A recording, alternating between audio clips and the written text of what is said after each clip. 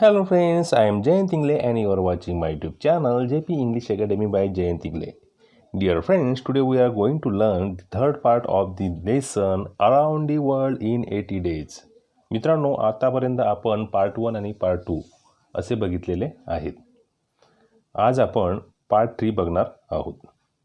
मित्रांनो, पार्ट 1 मध्ये आपण लेखकाची माहिती, पात्रांची माहिती, theme of the lesson, plot of the lesson आणि शेवटी सिनॉप्सिस ह्या गोष्टी बघितलेल्या आहेत. पार्ट 2 मध्ये आपण आपल्या लेसनचं मुख्य पात्र मिस्टर फॉग याला अटक झालेली बघितलेली आहे. त्याला डिटेक्टिव्ह फिक्स हा अटक करतो व कस्टम हाऊस या जेलमध्ये ठेवतो. त्याच्यासोबत असलेले 5 पार्ट आऊट आणि अवधा हे त्याला जेलमध्ये टाकल्यामुळे चिंताग्रस्त असतात. खरं तर कारण असं असते की जे मिशन त्यांना 80 दिवसात पूर्ण करायचं असतं त्याला आता खीड लागलेली होती. त्या फिक्सने मिस्टर फॉगला अटक केल्यामुळे त्याचा वेळ वाया जाणार होता आणि 80 दिवसात जगभ्रमंती करून आणण्याचं त्याचं स्वप्न हे भंगणार होतं. मित्रांनो, या जेलमध्ये असताना मिस्टर फॉगच्या मनात वेगवेगळे विचार येत असतात. कधीकधी त्याला इथून पडून जावं असं वाटते, परंतु पुन्हा तो उदासीन मनाने शांत होतो.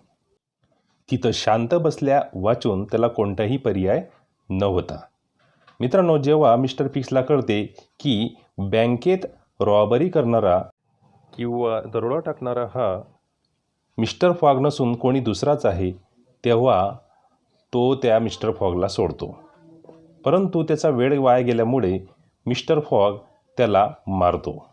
नंतर मिस्टर फॉग हा पासपार्ट आऊट व अवधा यांना घेऊन धावत धावत रेल्वे स्टेशनकडे जातो. जेव्हा तिथे गेल्यावर त्याला कळते की ट्रेन ही निघून गेलेली आहे आणि पुढची ट्रेनसुद्धा उशिरा आहे. अशा वेळेस तो स्पेशल ट्रेन मागवतो. तिथेही अडचण येते, परंतु शेवटी मॅनेज करून तो दुसऱ्या ट्रेनमध्ये बसून लंडनकडे रवाना होतं. जेव्हा ते लंडनला पोहोचतात, त्यांच्या मूळ स्थळी पोहोचतात, तिथपर्यंत त्यांना असं जाणवते की आपल्याला उशीर झालेला आहे आणि ते उदास होतात. तर मित्रांनो, आपण इथपर्यंत आलेलो आहोत. आता आपण या लेसनचा पुढचा भाग बघूया. आपण पार्ट 2 मध्ये चॅप्टर नंबर 34 बघितलेलं आहे. आता पार्ट 3 मध्ये आपण चॅप्टर नंबर 35 बघणार आहोत. चला तर मित्रांनो, बघूया चॅप्टर नंबर 35. मित्रांनो, आपण पेज नंबर 193ला आलेलो होतो. First line, in which Phileas Fogg does not have to repeat his orders to passport out twice. The dwellers in Savile Row would have been surprised the next day if they had been told that Phileas Fogg had returned home. His doors and windows were still closed. No appearance of change was visible. Phileas Fogg घरी परतला आहे असं त्यांना सांगण्यात आलं असतं, तर दुसऱ्या दिवशी सॅव्हिल रोमधल्या रहिवाशांना आश्चर्य वाटलं असतं. त्याचे दरवाजे आणि खिडक्या अजूनही बंद होत्या. तिथं कोणताही बदल दिसत नव्हता. मित्रांनो, इथं एक शब्द आला आहे, सॅव्हिल रो. सॅव्हिल रो हा फिलियास फॉग ज्या ठिकाणी राहत होता त्या वस्तीचं नाव आहे. Next, after leaving the station mister Fogg give Passepartout instructions to purchase some provisions and quietly went to his domicile. स्टेशनमधून बाहेर पडल्यानंतर मिस्टर फॉगनी पासपोर्ट आउटला काही वस्तू खरेदी करण्याच्या सूचना दिल्या आणि ते शांतपणे आपल्या घरी गेले. इथं डोमिसाईल एक शब्द आहे, म्हणजे राहण्याचे ठिकाण किंवा घर. He bore his misfortune with his habitual tranquility. आपल्या सवयीच्या शांततेमुळे तो आपल्या दुर्दैवाला कंटाळला. आता बघा, तिथे एक शब्द आलेला आहे, ट्रँक्विलिटी. ट्रँक्विलिटी मीन्स शांतता. ruined and by the blundering of the detective. After having steadily traversed that long journey, overcome 100 obstacles, braved many dangers and still found time to do some good on his way to fail near the goal by a sudden event which he could not have foreseen, and against which he was unarmed. It was terrible, but a few pounds were left of the large sum he had carried with him. खूप मोठं वाक्य आहे. आता आपण याचा अर्थ समजून घेऊया. उद्ध्वस्त, रिउंड म्हणजे काय, उद्ध्वस्त, आणि तेही त्या गुप्तहेराच्या चुकीमुळेच. त्या लांबच्या प्रवासात सातत्याने प्रवास केल्यानंतर, शेकडो अडथळ्यांवर मात केल्यानंतर, अनेक धोक्यांवर मात केली, आणि तरीही त्याला वाटेत काही चांगले काम करायला वेळ मिळाला. अचानक घडलेल्या एका घटनेने तो ध्येयाजवळ येऊन अपयशी ठरला, आणि ज्याविरुद्ध तो निशस्त्र होता हे भयंकर होतं, पण त्याने त्याच्याबरोबर नेलेल्या मोठ्या रकमेतून काही पाऊण उडलेले होते. मित्रांनो, याचा अर्थ असा की मिस्टर फॉग हा स्वभावाने खूप शांत होता, आणि या शांत स्वभावाने सुद्धा तो आता कंटाळलेला होता. का तर त्याच्या आयुष्यात खूप असे मिसफॉर्च्यून आलेले होते. जसं ह्या प्रवासाच्या वेळेस त्या गुप्तहेराने त्याला अटक केली, आणि त्याचं जे मिशन होतं ते काय झालं, उद्ध्वस्त झालं. आता ही मिशन पार करत असताना, हा प्रवास पार करत असताना त्याने शेकडो अडथळ्यांवर मात केली, धोक्यांवर मात केली, आणि तरीसुद्धा तो ते मिशन सक्सेसफुल करू शकला नाही. हे त्याचं मिसफॉर्च्यून होतं, त्यामुळे हे घडते असं त्याला वाटत होतं. अगदी शेवटच्या टप्प्यात त्याच्या ध्येयाजवळ येऊन तो अपयशी ठरलेला होता, आणि त्याविरुद्ध तो काहीच करू शकत नव्हता. म्हणून तो म्हणतो की हे अतिशय भयंकर गोष्ट आहे, कारण तो त्याच्या ध्येयाजवळ येऊन अपयशी झालेला होता, आणि त्यातल्या त्यात त्याच्या आयुष्याची जी पुंजी होती, जे पैसे होते, त्यापैकी आता थोडीच रक्कम शिल्लक राहिलेली होती. मित्रांनो, इथे काही शब्द आलेले आहेत. ब्लंडरिंग, ब्लंडरिंग म्हणजे चूक. ट्रॅव्हर्स म्हणजे काय, प्रवास केला. Next, there only remained of his fortune the 20,000 pounds deposited at Barings, and this amount he owed to his friends of the Reform Club. Barings येथे जमा केलेले त्यांच्या नशिबातले 20,000 पाऊंड होते, जे त्याच्या मित्रांना देणे लागत होते. Next, so great had been the expense of his tour that even had he won it would not have enrich him, and it is probable that he had not sought to enrich himself, being a man who rather laid wagers for honor's sake than for the stake proposed, but this wager totally ruined him. त्याच्या दौऱ्याची जी किंमत होती ती इतकी मोठी होती, त्याचा खर्च इतका मोठा होता की ते जिंकले जरी असते, श्रीमंत झाले नसते. अर्थात श्रीमंत होण्याच्या उद्देशाने ते निघालेच नव्हते, कारण पैशापेक्षा स्वाभिमानासाठी पैज लावणारा तो व्यक्ती होता. परंतु या पैजेने त्याचं जे जीवन होतं ते उद्ध्वस्त झालेलं होतं, पूर्णपणे उद्ध्वस्त झालेलं होतं. इथे काही शब्द आलेले आहेत. एक्सपेन्स म्हणजे खर्च, फॉर ऑनर्स सेक म्हणजे स्वाभिमानासाठी. Next, mister Fogg's course however was fully decided upon, he knew what remained for him to do. Mister फॉक्सचा निश्चय मात्र पूर्णपणे झाला होता, त्याला काय करायचं आहे हे माहिती होतं. Next, a room in the house in Savile Row was set apart for Aouda, who was overwhelmed with grief at her protector's misfortune. Savile Row येथील घरातील एक खोली औदासाठी वेगळी ठेवण्यात आलेली होती. म्हणजे त्या मिस्टर फॉक्सच्या घरामधली एक खोली औदासाठी वेगळी ठेवण्यात आलेली होती. तिच्या संरक्षकाच्या दुर्दैवामुळे ती दुःखाने भारावून गेली होती. इथे एक शब्द आहे, ओव्हरवेल्म विथ ग्रीफ म्हणजे दुःखाने भारावून गेली होती. मित्रांनो, इथं औदा ही मिस्टर फॉगला प्रोटेक्टर म्हणून संबोधते किंवा मानत असते.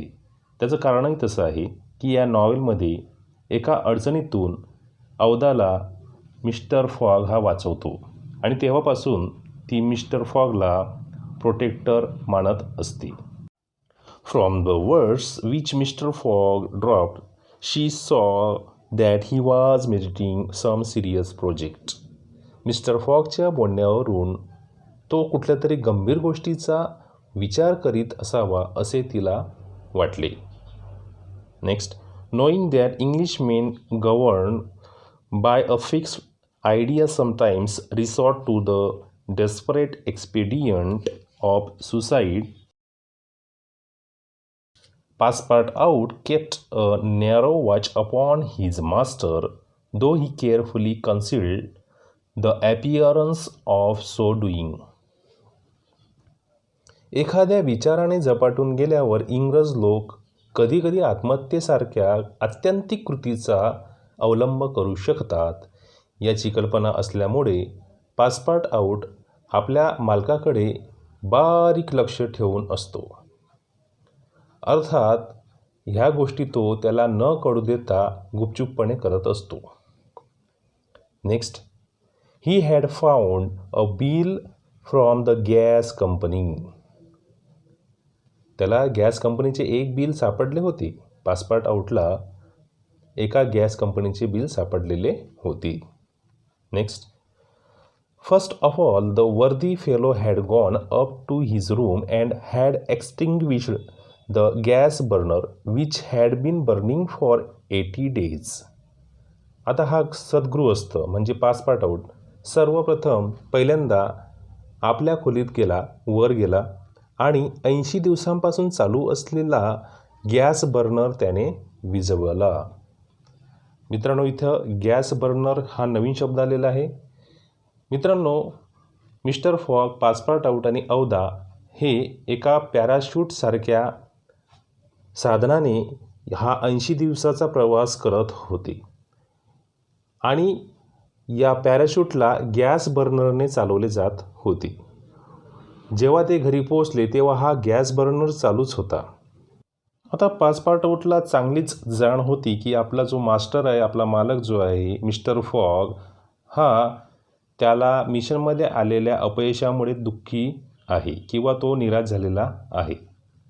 आणि त्याला अजून एक गोष्ट माहिती होती की इंग्लिशमन जे आहेत किंवा इंग्लंडमध्ये जे लोक आहेत हे एखादं दुःख आलं किंवा एखादी निराशा आली की आत्महत्येकडे ते वळत असतात आणि त्यामुळे तो त्याच्या मालकावर अतिशय बारीकरित्या लक्ष ठेवून असतो.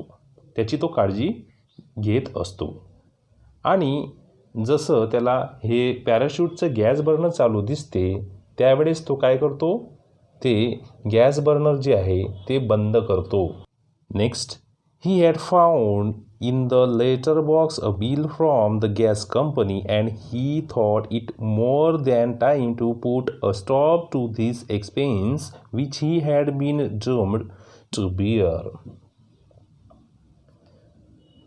गॅस कंपनीचे बिल त्याला लेटर बॉक्समध्ये सापडले होते, पासपार्टआउटला सापडले होते आणि आता हा खर्च झेपण्यासारखा नसल्यामुळे तो थांबवला पाहिजे असा त्याने विचार केला.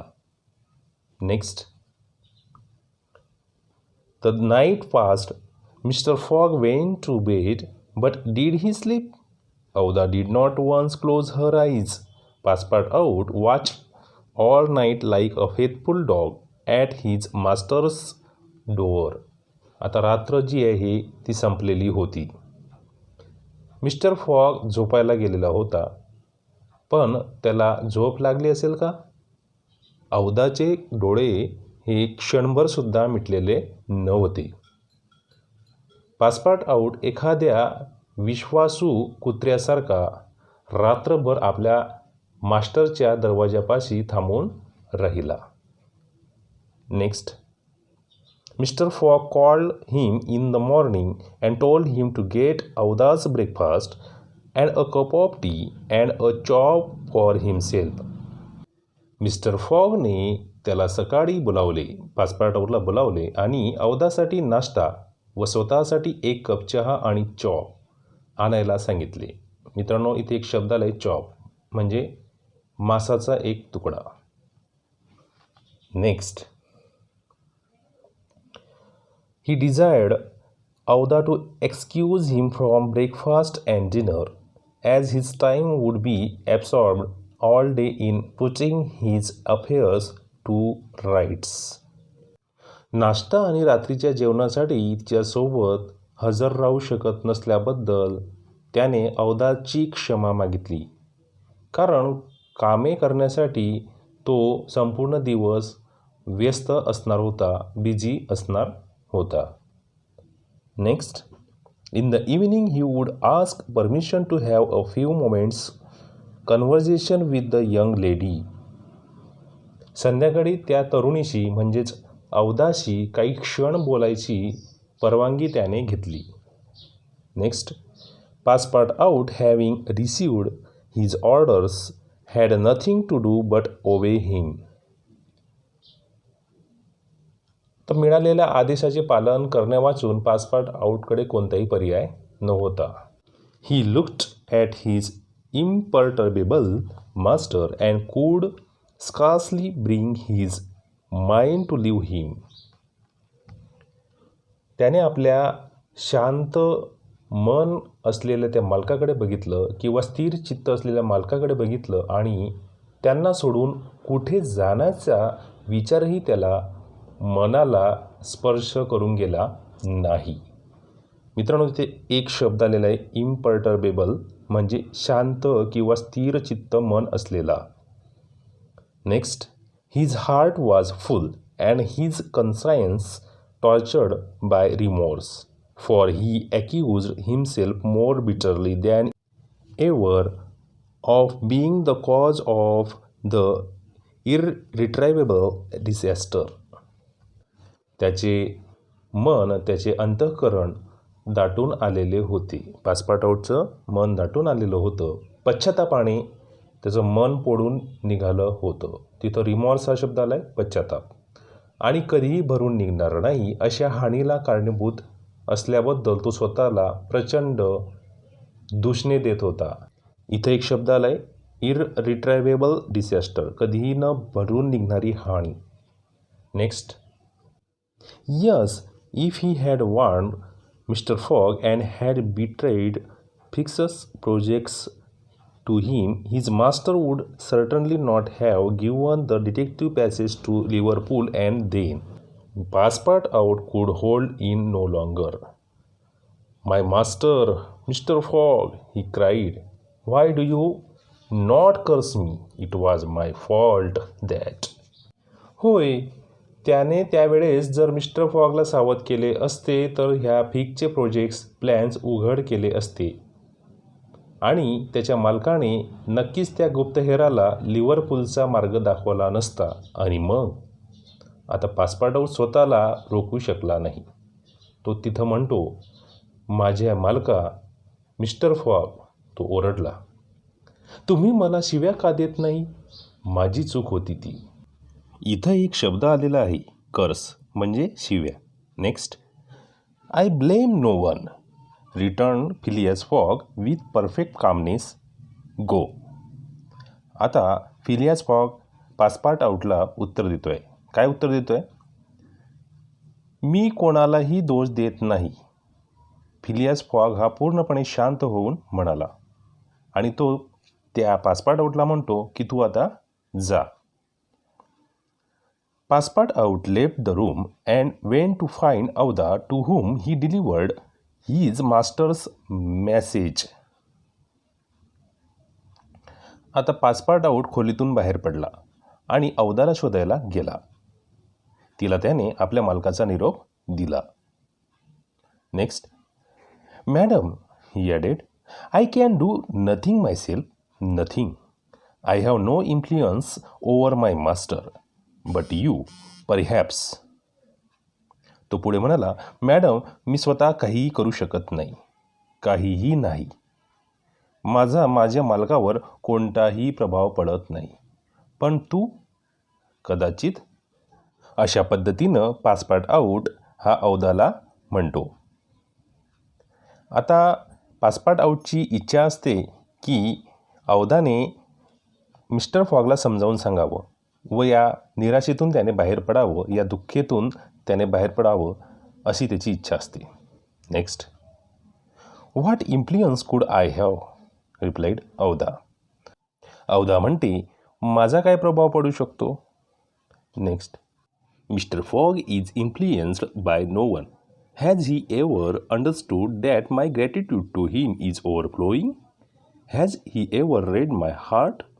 My friend, he must not be left alone an instant. You say he is going to speak with me this evening? आता अवधा म्हणते, मिस्टर फॉगवर कोणाचाही प्रभाव होत नाही. त्याच्याबद्दल माझी कृतज्ञता ही ओसांडून वाहत आहे. हे त्याला कधी समजलं आहे का? त्याने माझं हृदय कधी वाचलं आहे का? माझ्या मित्रा, त्याला काही वेळ एकटं राहू दे. आज संध्याकाळी तू माझ्याशी बोलणार, असं ती अवधा पासपोर्ट आऊटला म्हणते.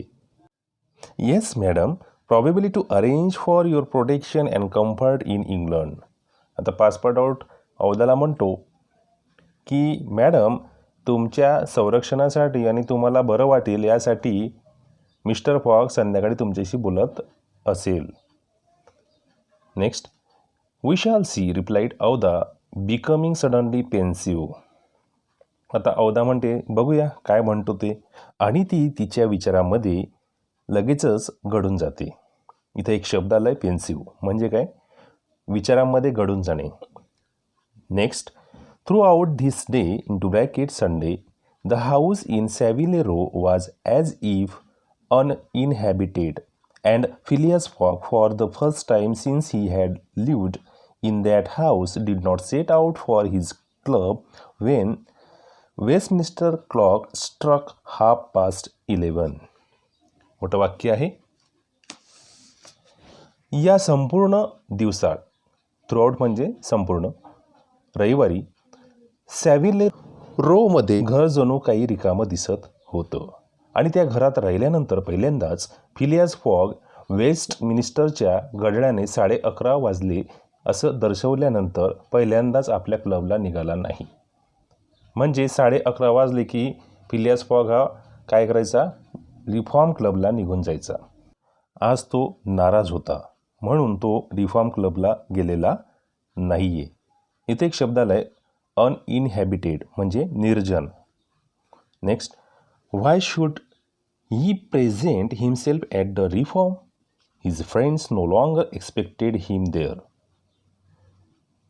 आता तिथं म्हटलं आहे की त्याने रिफॉर्म क्लबला का उपस्थित राहावे? त्याच्या मित्रांना आता तिथे त्याची अपेक्षा नव्हती. Next, as Phileas fog had not appeared in the saloon on the evening before Saturday the 21st of December at 9:15, he had lost his wager. Phileas fog आदल्या दिवशी संध्याकाळी शनिवारी 21 डिसेंबर 8:45च्या आधी सलूनमध्ये दिसला नसल्यामुळे त्याने आपली पैज हरली होती. Next, it was not even necessary that he should go to his bankers for the 20,000 pounds, for his antagonists already had his check in their hands, and they had only to fill it out and send it to the Barings to have the amount transferred to their credit.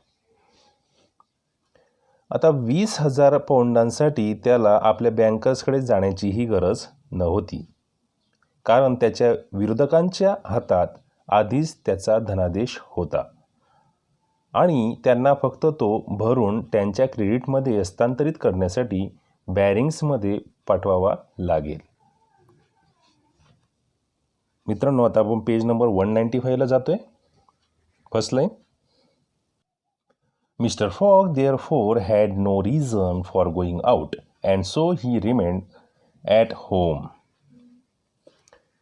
त्यामुळे Mister फॉगला बाहेर जाण्याचं काहीच कारण नव्हतं आणि म्हणूनच तो घरीच राहिला. He shut himself up in his room and busied himself putting his affairs in order. त्याने स्वतःला आपल्या खोलीत बंद केलं आणि स्वतःला कामामध्ये व्यस्त केलं. Next, Passepartout continually ascended and descended the stairs. Passepartout हा सतत पायऱ्या चढत आणि उतरत राहिला. The hours were long for him. ही जी वेळ होती ही जात नव्हती. तो एकसारखा खालीवर चढत होता आणि उतरत होता.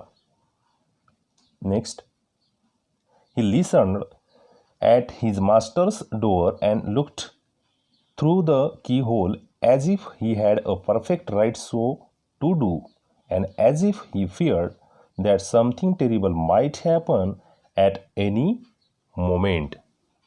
त्याने आपल्या मालकाच्या दरवाजाचा आवाज ऐकला आणि चाबीच्या छिद्रामधून पाहिलं, जणू काही त्याला त्याचा परिपूर्ण अधिकार आहे आणि जणू काही कोणत्याही क्षणी काहीतरी भयंकर घडेल अशी त्याला भीती वाटत होती. Next, sometimes he thought of Fix but no longer in अँगर. कधीकधी तो फिक्सचा विचार करत असे, पण आता रागाच्या भरात नाही. Next, fix like all the world had been mistaken in Phileas Fogg and had only done his duty in tracking and arresting him while he passport out. This thought haunted him and he never ceased cursing his miserable folly. सर्व जगाप्रमाणेच फिक्सची सुद्धा फिलियास फॉगच्या बाबतीत चूक झाली होती आणि त्याचा मागोवा घेऊन त्याला अटक करण्यात त्याने आपले कर्तव्य पार केले होते. पासपोर्ट आउट या विचाराने तो भयभीत झाला आणि त्याने आपल्या दुःखद मूर्खपणाला शाप देणे कधीच बंद केले नव्हते. Next, finding himself to rest to remain alone, he knocked at Aouda's door, went into her room, seated himself without speaking in a corner and looked ruefully at the young woman. Aouda was still pensive. स्वतःला एकटं राहायला इतकं दुःखी पाहून तो औदाचा दरवाजा ठोठावतो. तिच्या खोलीत जातो, न बोलता एका कोपऱ्यात बसतो आणि त्या तरुणीकडे क्रूरपणे पाहतो. औदा अजूनही चिंतन करीत होती. मित्रांनो, इथं काही शब्द आलेले आहेत. पेन्सिव्ह म्हणजे खिन्न किंवा उदास किंवा चिंताग्रस्त. Next, about 7:30 in the evening, Mr. Fogg sent to know if Auda would receive him, and in a few moments he found himself alone with her. संध्याकाळी 7:30च्या सुमारास मिस्टर फॉगने औदाला भेटता येईल की नाही हे जाणून घेण्यासाठी निरोप पाठवला आणि काही क्षणातच तो तिच्याबरोबर एकटाच बोलत होता. Next, Phileas Fogg took a chair and sat down near the fireplace opposite Aouda. Phileas फॉगने खुर्ची घेतली आणि औदा समोरील शेकोटीजवळ तो बसला. No emotion was visible on his face. Fogg returned was exactly the Fogg who had gone away. There was the same calm, the same impassibility. त्याच्या चेहऱ्यावर कोणतीही भावना दिसत नव्हती. परत आलेला फॉग नेमका तोच फॉग आहे का? ती सुद्धा शांतच होती. ती असहाय्य होती. Next, he sat several minutes without speaking, then bending his eyes on Auda, "Madam," said he, "will you pardon me for bringing you to England?" तो काहीही न बोलता काही मिनिटे बसला. मग औदावर डोळे वाकवून तो म्हणाला, "मॅडम, तुम्हाला इंग्लंडला आणल्याबद्दल माफ कराल का?" "I, Mr. Fogg," replied Auda, checking the pulsations of her heart. "Me, Mr. Fogg?"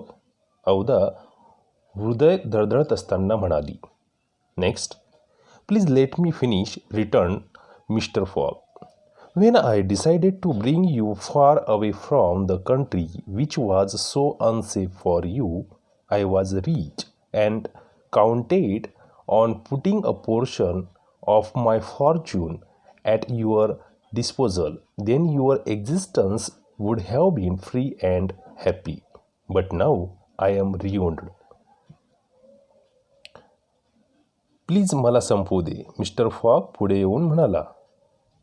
जेव्हा मी तुला सुरक्षित देशापासून दूर आणायचं ठरवलं तेव्हा मी श्रीमंत होतो आणि माझ्या संपत्तीचा काही भाग तुझ्यासाठी ठेवण्याचा विचार केला होता.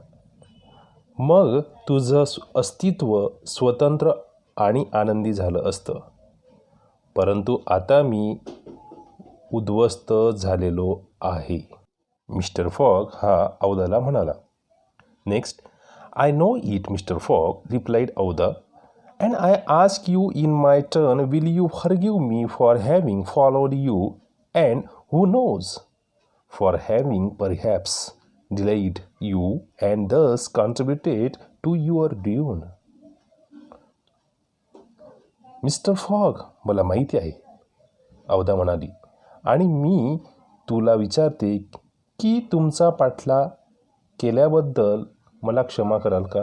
आणि कोणाला माहिती आहे, कदाचित तुम्हाला माझ्यामुळे उशीर झाला असावा आणि अशा प्रकारे तुमच्या नाशात माझा सहभाग असावा. इथं रियुण हा शब्द नाश या अर्थाने वापरलेला आहे. Next. Madam, you could not remain in India and your safety could only be assured by bringing you to such a distance that your persecutors could not take you. Madam, तुम्ही भारतात राहू शकला नाही आणि तुम्हाला इतक्या अंतरावर आणल्यामुळे तुमचा छळ करणारे तुम्हाला परत घेऊन जाऊ शकले नाहीत. इथं पर्सिक्युटर्स म्हणजे काय? छळ करणारी. Next. So mister fog, resumed Auda, not content with rescuing me from a terrible death, you thought yourself bound to secure my comfort in a foreign land? औदा पुन्हा म्हणाली, मग मिस्टर फॉग मला एका भयंकर मृत्यूपासून वाचवण्यास समाधान मानत नाही, तर परदेशात माझं सांत्वन मिळवणं तुम्हाला बंधनकारक आहे असं तुम्हाला वाटतंय का? Next. Yes madam, but circumstances have been against me. Still I beg to place the little I have left at your service. आता मिस्टर फॉग उत्तरतोय, होय मॅडम, पण परिस्थिती माझ्या विरोधात आहे. तरी पण मी तुमच्यासाठी थोडी रक्कम ठेवली आहे. Next. But what will become of you, mister Fogg? Aouda म्हणते की मिस्टर फॉग, तुमचं काय होईल? As for me, madam, replied the gentleman coldly, I have need of nothing. तो गृहस्थ शांतपणे म्हणाला, मॅडम, मला कशाचीही गरज नाही. But how do you look upon the fate, sir, which awaits you? पण सर, तुम्ही तुमच्या नशिबाकडे कसं बघत आहात की जे तुमची वाट पाहत आहे? As I am in the habit of doing. कारण मला तसं करण्याची सवय आहे, तो फॉग औदाला म्हणतोय. At least, said Aouda, one should not overtake a man like you, your friends. Aouda म्हणाली, निदान तुमच्यासारख्या माणसाला मी नमवू शकत नाही. तुझे मित्र? औदा म्हणते की तुझे मित्र तुला नमवू शकतात का? Next. I have no longer any relatives. Madam, मला कोणतेही मित्र नाही आहेत. Your relatives? औदा म्हणते, तुमचे नातेवाईक? I have no longer any relatives. मला कोणतेही नातेवाईक नाहीत. मिस्टर फॉग तिला म्हणतो. आता त्यावर औदा काय उत्तर देते बघूया. I pity you then, mister Fogg, for solitude is a sad thing with no heart to wish to confide your griefs. Mister Fogg, मी खेद व्यक्त करते कारण एकटेपणा ही एक दुःखद गोष्ट आहे. सॉलिट्यूड म्हणजे एकटेपणा. तुमच्या दुःखाची खात्री पटवण्याचं हृदय माझ्याकडे नाही. Next, they say do that misery itself, shared by two sympathetic souls, may be borne with patience. पण असे म्हणतात की दोन सहानुभूतीशील आत्म्यांनी जर दुःख वाटून घेतलेलं असेल तर ते धीराने सहन केलं जाऊ शकते. औदाने त्या मिस्टर फॉगला समजावून सांगितलेलं आहे. जेव्हा मिस्टर फॉग म्हणतो माझ्याजवळ काहीच नाही आहे, पैसा नाही आहे, रिलेटिव्ज नाही आहे, तर तू माझ्याकडे येऊन काय करशील, माझ्यासोबत राहून काय करशील, त्यावर औदा त्याच्या एकटेपणाबद्दल सांगते की तू जरी एकटा असला तरी आपण दोघं या दुःखाला धीराने सहन करू शकतो. मित्रांनो, आता आपण पेज नंबर 196ला येऊन पोचलेलो आहोत. Next, they say so madam. Madam असं म्हणतात. आता मिस्टर फॉग एवढं समजावून सांगितल्यासुद्धा एवढं चांगल्या प्रकारे समजावून सांगितल्यावर सुद्धा तो औदाला म्हणतो की मॅडम हे फक्त म्हणतातच, तसं काही नसते. Mister Fogg, said Aouda, rising and seizing his hand, do you wish at once a kinswoman and friend? Will you have me for your wife? Mister Fogg उठून हात पकडत ती औदा म्हणाली, तुमची इच्छा आहे का की एखादी तुमची नातेवाईक स्त्री किंवा मित्र हवा तर मी तुमची पत्नी बनू शकेल का? आता औदाने डायरेक्ट मिस्टर फॉगला अप्रत्यक्षरित्या प्रपोज केलेलं आहे. Mister Fogg at this rose in his turn. There was an unwonted light in his eyes and a slight trembling of his lips. यावर मिस्टर फॉग उभा राहिला. त्याच्या डोळ्यात एक अविस्मरणीय प्रकाश होता आणि त्याच्या होठाचा किंचित थरकाप उडालेला होता, कारण औदाने त्याला प्रपोज केलेलं होतं. Next, Aouda looked into his face. The sincerity, rectitude, firmness and sweetness of these soft glance of a noble woman who could dare all to save him to whom she owed all. At first astonished, then penetrated him. औदाने त्याच्या चेहऱ्यावर पाहिलं. एका उदात्त स्त्रीच्या मृदू नजरेचा प्रामाणिकपणा, दृढपणा आणि गोडवा ह्याने तो सुरुवातीला आश्चर्यचकित झालेला होता आणि मग त्याने त्याला वाचवण्याचे धाडससुद्धा केले. He shut his eyes for an instant as if to avoid her look. When he opened them again, I love you, he said. Simply, yes, by all that is holiest, I love you, and I am entirely yours. तिची नजर टाळण्यासाठी त्याने क्षणभर डोळे मिटले. जेव्हा त्याने डोळे उघडले, तो सहज म्हणाला, आय लव्ह यू. होय, सर्व पवित्र गोष्टींची शपथ घेऊन सांगतो, माझं तुझ्यावर प्रेम आहे आणि मी पूर्णपणे तुझा आहे. Next, cried Aouda pressing his hand to her heart. आता औदा तिच्या हृदयावर त्याचा हात दाबत ओरडली. Passepartout was summoned and appeared immediately. Mr. Fox still held Auda's hand in his own. Passepartout understood, and his big round face became as radiant as the tropical sun at its zenith. Passepartoutला आता बोलवण्यात आलं आणि तो ताबडतोब हजर झाला. जेव्हा तो तिथं आला तेव्हा मिस्टर फॉगने अजूनही औदाचा हात स्वतःच्या हातात धरलेला होता. आता पासपार्टआउटला समजलं आणि त्याचा मोठा गोल चेहरा जणू काही तेजस्वी सूर्या इतकाच झाला, जणू काही तो उष्णकटिबंधीय सूर्यासारखाच दिसतोय. Next, mister Fogg asked him if it was not too late to notify the reverend Samuel Wilson of Marylebone Parish that evening? Mister फॉगने त्याला विचारलं, त्या संध्याकाळी मेरिलबॉर्न पॅरिसच्या रेव्हरंड सॅम्युअल विल्सनला कळवायला फार उशीर झाला नाही का? Passepartout smiled his most genial smile and said never too late. आता पासपार्टआउट हसला आणि म्हणाला, कधीही उशीर झाला नाही.